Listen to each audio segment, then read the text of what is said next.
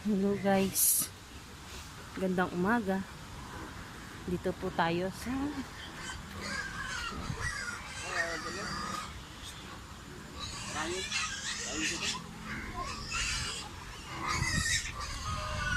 magano kay ate. Magano kay ate.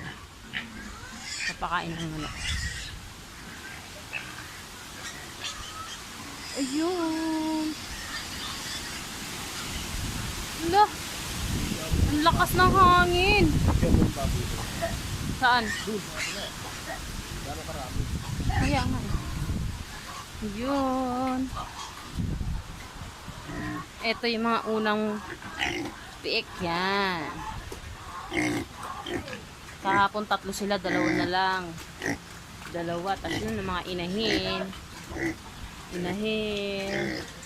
Then dadako tayo sa kabila.